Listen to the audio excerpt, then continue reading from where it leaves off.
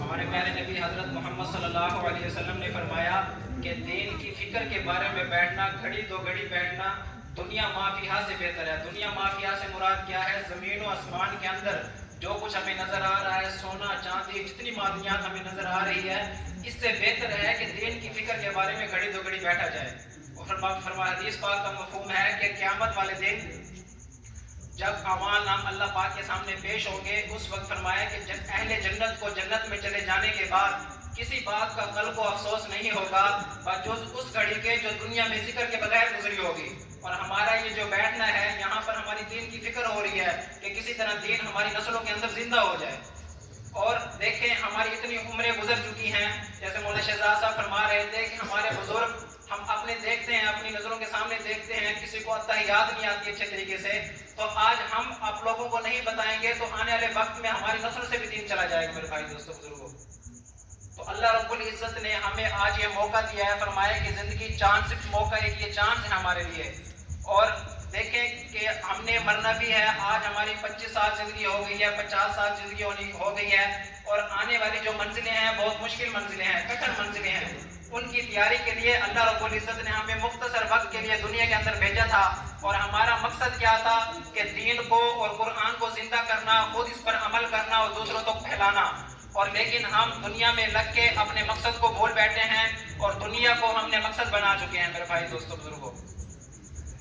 تو اللہ رب العزت نے ہمیں ماہ رمضان کا مہینہ عطا فرمایا ہے، فرمایا کہ آخری عشرے کے اندر اللہ رب العزت نے ایک لیلۃ القدر کی رات رکھی ہے، فرمایا کہ یہ رات اِنَّا أَنزَلْنَاهُ فِي لَيْلَةِ الْقَدْرِ وَمَا أَدْرَاكَ مَا لَيْلَةُ الْقَدْرِ لَيْلَةُ الْقَدْرِ خَيْرٌ مِّنْ أَلْفِ شَهْرٍ۔ فرمایا کہ یہ رات جو ہے نا 1000 مہینوں سے بہتر ہے۔ بنی اسرائیل کے اندر حضرت موسیٰ علیہ السلام فرمائے، حضرت ایک مرتبہ صحابہ نے حضور پاک صلی اللہ علیہ وسلم سے عرض کی، اے اللہ کے نبی، ہم نے یہ سنا ہے کہ بنی اسرائیل کے اندر ایک نبی آئے تھے، انہوں نے جو ہے نا اللہ پاک کی 80 سال مسلسل عبادت کی تھی۔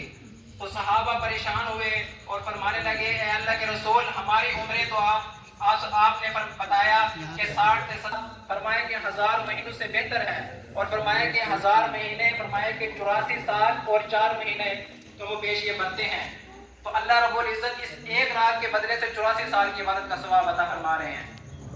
اور فرمایا کہ ان کے اندر لیلۃ القدر کے اندر ہمارے پیارے نبی حضرت محمد صلی اللہ علیہ وسلم نے فرمایا کہ آخری عمر کے آخری دنوں کے اندر فرمایا کہ